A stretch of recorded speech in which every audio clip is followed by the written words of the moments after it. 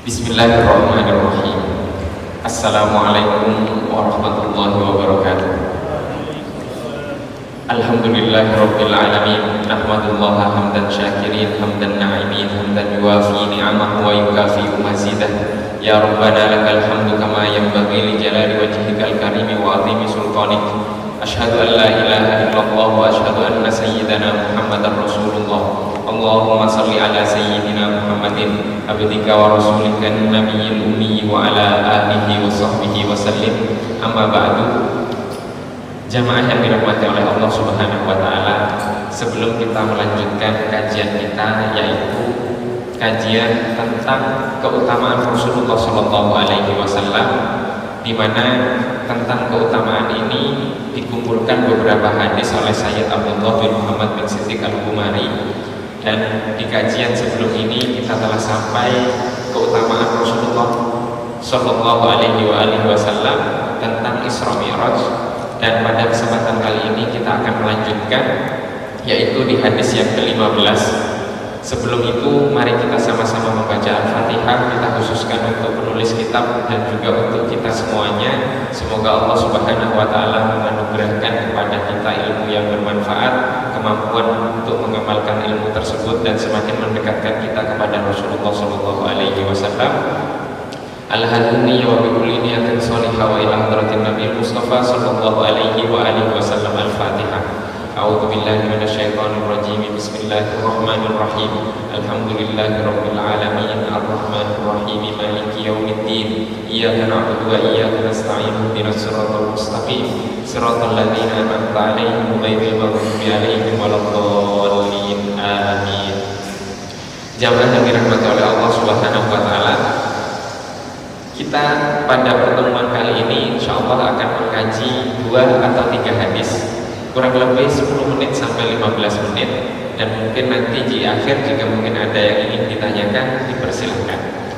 Hadis yang ke-15 yaitu mashu ra'sin biyadihi, mengusap kepala dengan tangan mulia Rasulullah sallallahu alaihi wasallam. Diriwayatkan dari Sayyidina Hanzalah bin Hudayah bahwa sesungguhnya Rasulullah sallallahu alaihi wasallam masaha ra'sahu biyadihi. Rasulullah sallallahu alaihi wasallam mengusap kepalanya dengan tangan mulia Rasulullah sallallahu alaihi wasallam. Di sini kepalanya siapa? Kepala dari sahabat namanya Hanzalah. Wa qala lahu burika fika, semoga engkau diberkahi. Kemudian qala Arbiyah huwa hafidu Hanzalah, kemudian cucu dari Hanzalah mengatakan warawil hadithan, cucunya namanya Biyal, ini meriwayatkan hadis tersebut dari sang kakek. Fara'aitu Hanzalata yu'ti bisyar al-warib dhara'aha wal ba'ira wal insana bihi al-warab fayadfulu fi yadihi wa yamsahu bi sal'atihi wa yaqulu bismillahi ala athari yadi Rasulillahi sallallahu alaihi wasallam fayamsahahu thumma yamsaha mawdi'a al-wirmi fayadhabu al-wirm. Rawahu al-Imam Ahmad wal Bukhari fi Tarikh wa Tabrani wal Baihaqi wa ghairuhum wa isnadul hadis la ba'sa bihi. Jadi cucunya menceritakan, aku melihat kakekku Hanzalah didatangkan kepadanya kambing yang sakit. Al-waram itu artinya seperti gatal. Al-waram, ya, waram itu artinya gatal atau penyakit yang ada di tubuh hewan tersebut, yaitu kambing. Jadi kambing, kemudian dikatakan juga di sini ada al-ba'ir, asyad al-warim, kemudian al-ba'ir onta juga dibawa ke Hanzalah. Wal insan juga manusia. Jadi ada gatal, bengkak atau apapun yang cacat di tangannya karena sakit, itu didatangkan ke Hanzalah. Fayadfulu fi yadihi, kemudian dia meniup. Jadi tangannya Hanzalah itu ditiup. Setelah ditiup, tangan ini diletakkan di kepala yang diusap oleh Rasulullah Shallallahu Alaihi Wasallam, ditempelkan. Setelah ditempelkan, baru kemudian Hanzalah mengusap tempat penyakit di hewan tersebut atau di manusia tersebut. Kemudian beliau mengatakan Bismillah dengan menyebut nama Allah atas keberkahan bekas usapan tangan Rasulullah Shallallahu Alaihi Wasallam. Maka penyakit di hewan itu, di kambing itu, di sapi itu, di onta itu, bahkan di manusia itu langsung sembuh. Di sini dikatakan fadhahabat thumma yamsahu mawdi al-wirni fayadhabu al-wir. Kemudian luka sakit itu hilang langsung. Hadis ini diriwayatkan oleh Imam Ahmad dan Imam Al-Bukhari dan juga Imam At-Tabrani, Imam Baihaqi dengan sanad yang lumayan artinya bagus. Ini adalah keberkahan Rasulullah Shallallahu Alaihi Wasallam. Di riwayat lain dikatakan burika fika au barakallahu ma'ahum fika. Jadi ceritanya Hanzalah ini satu keluarga itu bermasalah.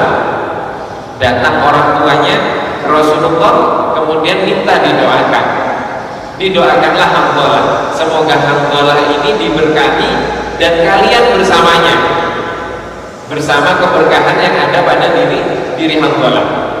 Jadi diusap oleh Rasulullah Shallallahu Alaihi Wasallam. Ini usapan bekas usapan tangan Rasulullah Shallallahu Alaihi Wasallam. Kemudian hadis yang selanjutnya, qasquhu min ghadwatin. Qasqun itu artinya memperbanyak, ghadwah itu makanan. Jadi Rasulullah Shallallahu Alaihi Wasallam bisa menjadikan makanan itu banyak. An Samurah bin Jundab atau Jundub, dari Sayyidina Samurah bin Jundub, qala, ia bercerita, kunna ma'a Rasulillah sallallahu alaihi wasallam natadawalu fi qas'atin min ghadwatin hatta layl. Kami bersama Rasulullah sallallahu alaihi wasallam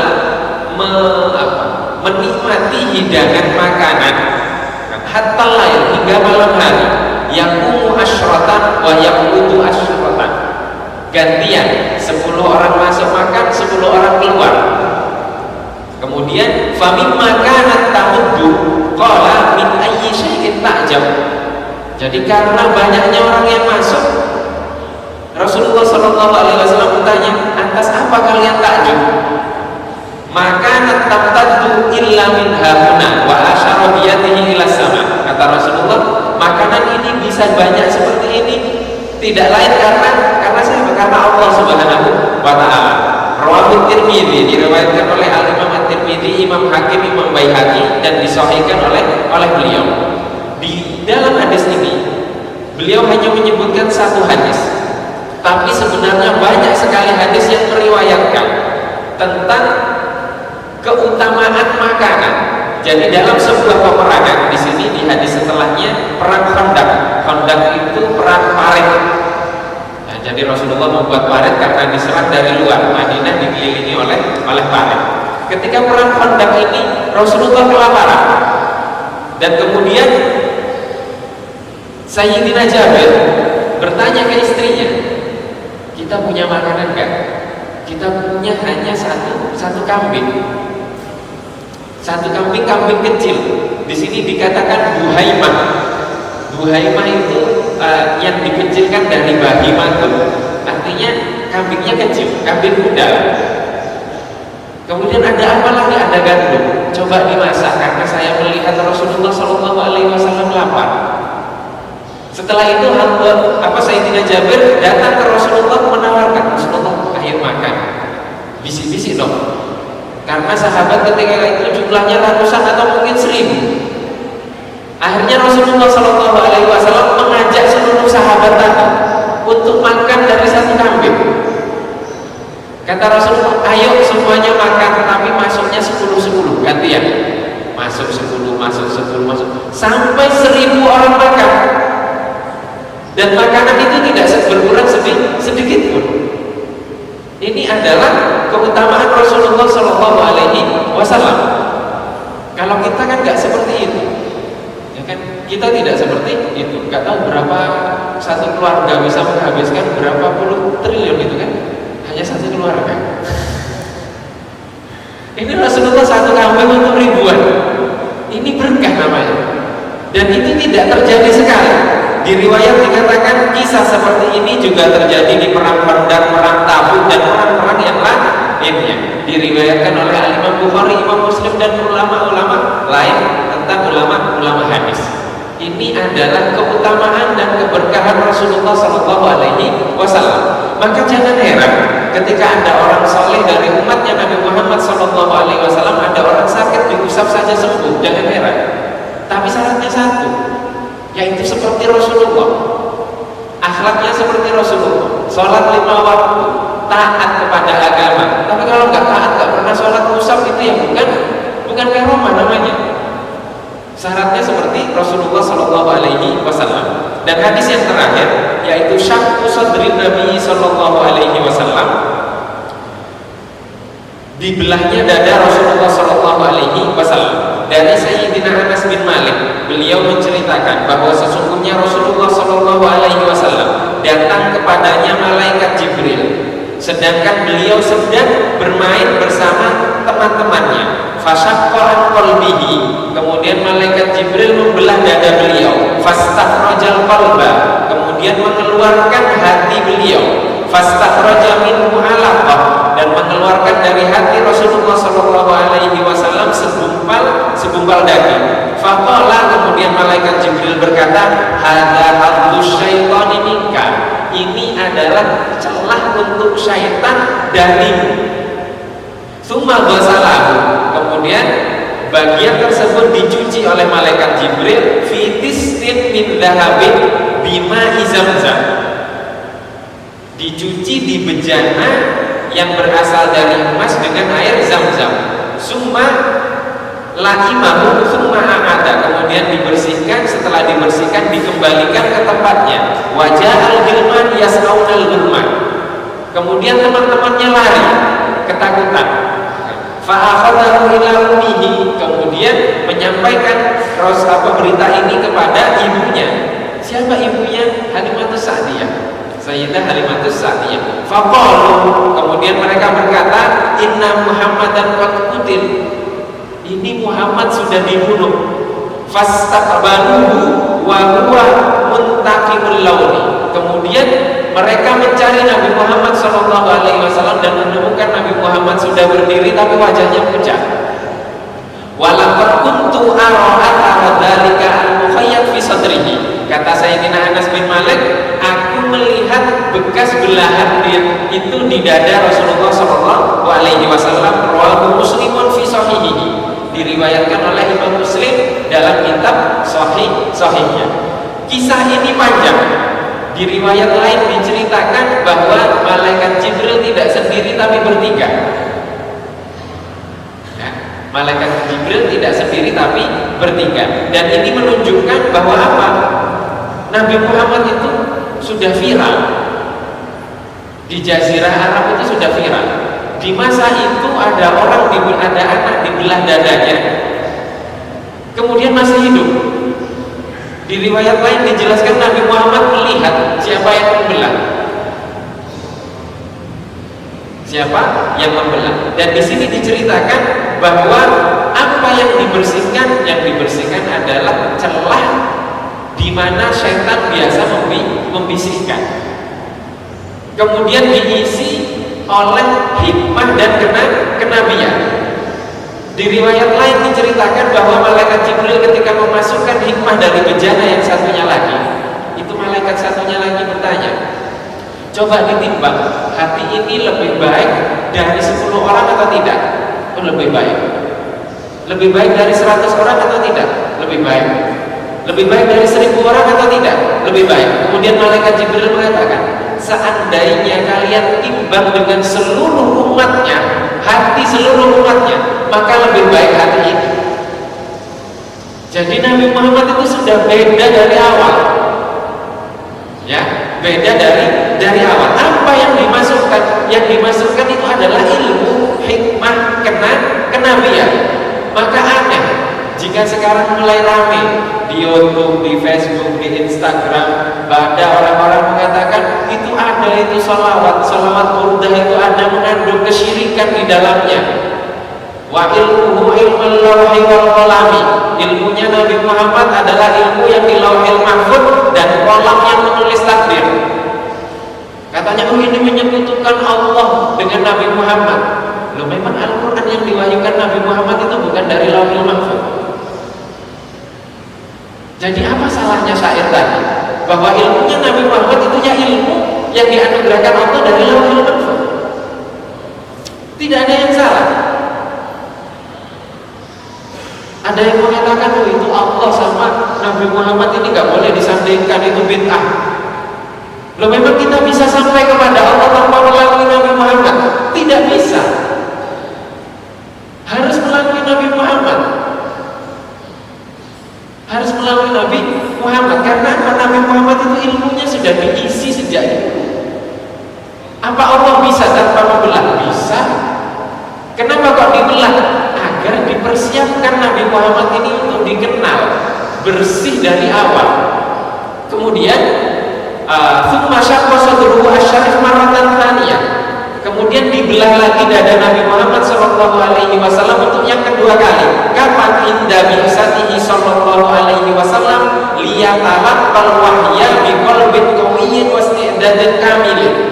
Yaitu ketika Nabi Muhammad sallallahu alaihi wasallam diangkat menjadi rasul agar Nabi Muhammad memiliki kekuatan dan persiapan yang sempurna. Kecil dibelah, sebelum diangkat menjadi rasul dibelah lagi, dibersihkan lagi. Kemudian yang ketiga, tsumma syaqqa sadruhu asy-syarif marratan tsalitsah, dibelah lagi untuk yang ketiga kali. Kapan? Lailatul Isra, yaitu ketika malam Isra Mi'raj, kama tsabata fil Bukhari, sebagaimana ditetapkan riwayatnya dalam Sahih Bukhari. Kenapa? Agar Nabi Muhammad sallallahu alaihi wasallam siap untuk sampai ke alam yang lebih tinggi. Kita katakan skala alam. Ini ada yang mengatakan bahwa Nabi Muhammad Isra Mi'raj itu naik ke tempat yang tinggi. Tempatnya tinggi. Bahkan ada yang mengatakan kenapa Nabi Musa ingin bertemu kepada Allah harus naik ke Bukit Tursina? Karena di Bukit Tursina itu lebih dekat ke Allah. Kita memberikan tempat kepada Allah Subhanahu wa taala, seakan-akan Allah itu bertempat. Tidak seperti itu. Pertanyaannya sekarang, kita sudah nonton banyak film. Ada sekarang apa itu yang pakai kamera di kepala kayak kacamata, kita bisa melihat langsung. Nah, yang kita lihat itu siapa? Kok sepertinya nyata? Kita mimpi. Itu di alam mana? Kita manusia dan jin sudah beda alamnya. Bagaimana dengan Allah Subhanahu wa ta'ala? Kita menyamakan Allah dengan kita. Allah memiliki tempat. Na'udzubillah. Allah berfirman di dalam Al-Quran, laisa kamitslihi syai'un. Tidak ada sesuatu pun yang menyerupai Allah Subhanahu wa ta'ala. Menyerupai saja tidak ada. Maka jangan katakan Allah berada di tempat. Pernah kita kaji di sini bahwa apa? Contoh kebun jeruk ada di mana? Di Jakarta Barat. Jakarta Barat ada di mana? Di Jakarta. Jakarta ada di mana? Di Jawa. Jawa ada di mana? Di Indonesia. Indonesia di mana? Di Asia Tenggara. Asia Tenggara di mana? Di Asia. Asia ada di mana? Di bumi. Bumi ada di mana? Di galaksi Bima Sakti. Galaksi Bima Sakti di mana? Di kumpulan galaksi. Kumpulan galaksi di mana? Di dunia. Dunia di mana? Kalau kita tahu dunia saja kita nggak tahu di mana, kita bisa memastikan Allah memiliki tempat? Tidak. Allah tidak memiliki tempat. Sebelum tempat itu ada, Allah sudah ada. Jadi kalau ditanya Allah itu di dunia atau di luar dunia, jawabannya Allah tidak di dunia, tidak pula di luar dunia. Di mana? Wallahu a'lam. Kita tidak perlu membahas Allah di mana. Yang jelas yang diinginkan adalah kita yakin bahwa Allah itu ada. Maka dibelahnya Nabi Muhammad SAW yang ketiga adalah sebelum Rasulullah Isra Mi'raj. agar Rasulullah bisa menerima, bisa mampu untuk sampai kepada posisi yang paling tinggi dan bertemu dengan Allah Subhanahu wa Ta'ala. Dan itu tidak dipersiapkan untuk Nabi Musa, tidak dipersiapkan untuk Nabi Ibrahim, hanya untuk Nabi Muhammad sallallahu alaihi wasallam. Kalau Nabi Ibrahim adalah Khalilullah yang dekat dengan Allah, kalau Nabi Musa adalah Kalimullah yang mendengar firman Allah Subhanahu wa Ta'ala atau diajak berbicara oleh Allah Subhanahu wa Ta'ala, sedangkan Nabi Muhammad sallallahu alaihi wasallam adalah yang melihat Allah Subhanahu wa Ta'ala dengan mata kepala beliau, tidak hanya dengan hati tapi dengan jasad beliau. Maka kalau ada yang mengatakan Nabi Muhammad sudah wafat dan tidak merasakan seperti sekarang, itu artinya dia belum mengenal Rasulullah seutuhnya. Karena apa? Karena di hadis lain dijelaskan bahwa Rasulullah SAW bersabda, "Man shalla alayya inda qabri," barang siapa bersolawat kepadaku di dekat makamku, sami'tuhu, aku mendengarnya. Jadi kalau kita salawat, baca salawat ke Rasulullah di Masjid Nabawi, Rasulullah mendengar. Sudah beda alam dengan kita. Rasulullah hidup di alam beliau, dikubur beliau, bagaimana hidupnya nggak tahu. Wa man shalla alayya an ba'idin, barang siapa salat bersolawat kepadaku dari jauh, disampaikan kepadaku. Kenapa? Di hadis lain dijelaskan Allah mengutus satu malaikat memiliki data seluruh penduduk di dunia ini, dan setiap kali ada satu orang salawat, malaikat tersebut menyampaikan ke Rasulullah, Rasulullah, fulan putranya fulan bersalawat kepadamu. Kenapa Rasulullah menyampaikan seperti itu? Karena yang difahami sahabat seperti itu. Kalau yang kita pahami sekarang, teknologinya Allah lebih canggih daripada teknologi kita. Bisa jadi Rasulullah sudah melihat siapa yang bersolawat dan kemudian mendoakan. Maka sholawat itu sakti, lebih sakti daripada doa kita. Kenapa? Karena banyak keutamaan sholawat atas Rasulullah Sallallahu Alaihi Wasallam. Dan jika ditanyakan di sini, kenapa kok menggunakan bejana dari emas? Bukankah bejana dari emas itu haram untuk digunakan dalam syariat Islam? Jawabannya adalah ketika itu Rasulullah masih kecil, belum ada syariat Islam. Bisa diharamkannya bejana emas untuk digunakan itu adalah ketika di Madinah. Jadi hadis ini tidak bertentangan dengan syariat Islam. Wallahu wa rasuluhu a'lam.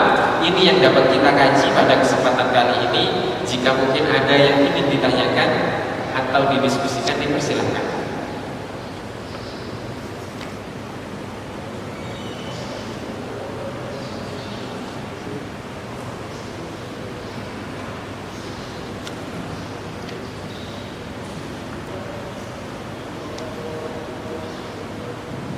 Assalamualaikum Pak Ustaz. Waalaikumsalam. Perkenalkan, saya nama Arif izin bertanya Pak Ustaz. Di Al-Quran itu kan saya suka baca terjemahan itu bahwa Allah itu bersemayam di atas arsy. Nah, apakah itu belum menunjukkan lokasi Allah yang tadi Pak Ustaz jelaskan bahwa Allah itu nggak ada di mana-mana dan nggak ada tempatnya? Mohon jawabannya Pak Ustaz. Terima kasih. Assalamualaikum warahmatullahi wabarakatuh. Waalaikumsalam warahmatullahi wabarakatuh. Baik. Bismillahirrahmanirrahim. Di dalam Al-Quran Allah Subhanahu wa Ta'ala berfirman, Ar-Rahmanu 'alal 'arsy istawa. Ar-Rahman yaitu Allah Subhanahu wa Ta'ala yang Maha Rahman, 'alal 'arsy istawa. Ala kalau tekstual kita artikan di atas. Al-'arsy arsy. Istawa kalau tekstual kita cari di kamus dari bahasa Indonesia, dari bahasa Arab ke bahasa Indonesia, artinya jalasa atau duduk. Allah di atas arsy duduk. Kemudian kita artikan arsy itu apa? Arsy itu adalah makhluk ciptaan Allah Subhanahu wa Ta'ala yang paling agung. Kalau Allah duduk di atas arsy, artinya arsy-nya lebih besar daripada Allah. Arsy itu lebih besar, lebih agung dari Allah sehingga diduduki oleh Allah? Tidak mungkin. Ini logika kita mengatakan seperti itu. Tapi Allah Subhanahu wa taala berfirman di dalam Al-Qur'an surat Yusuf,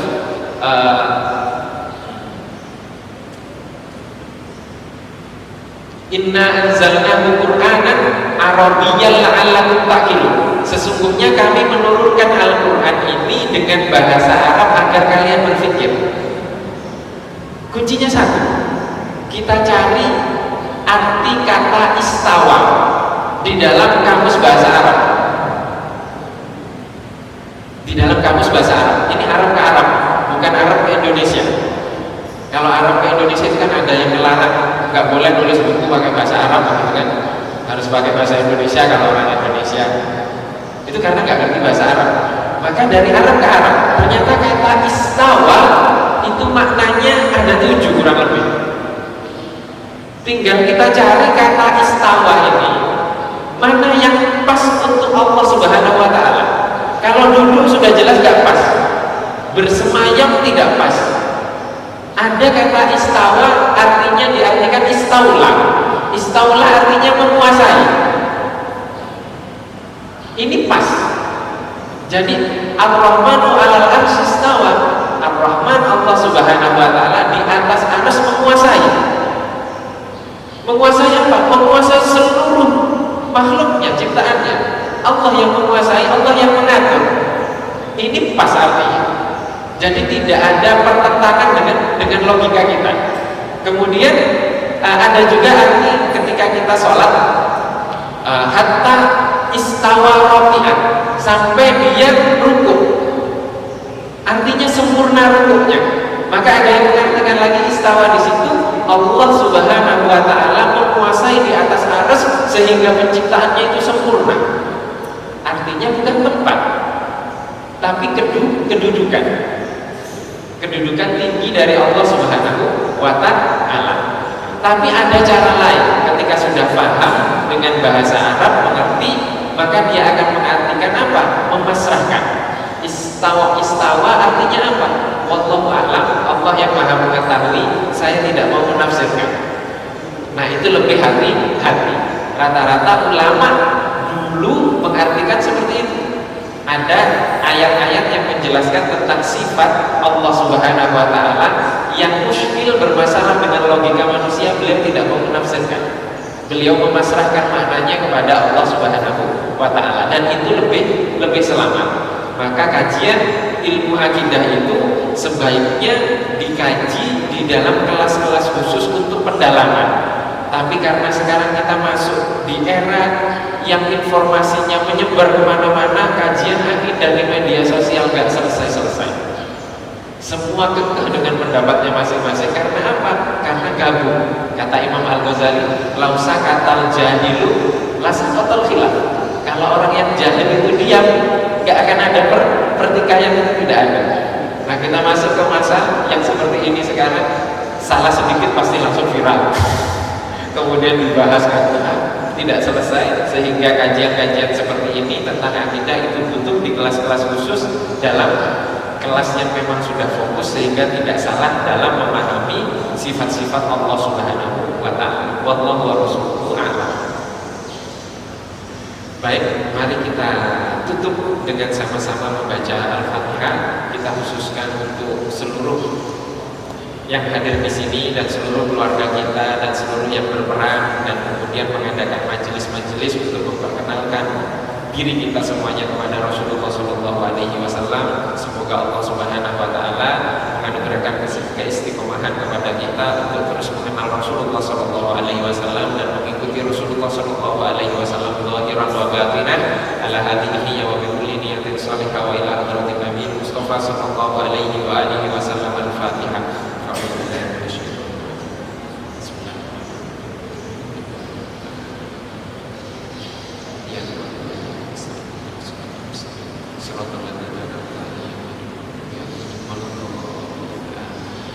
Mohon maaf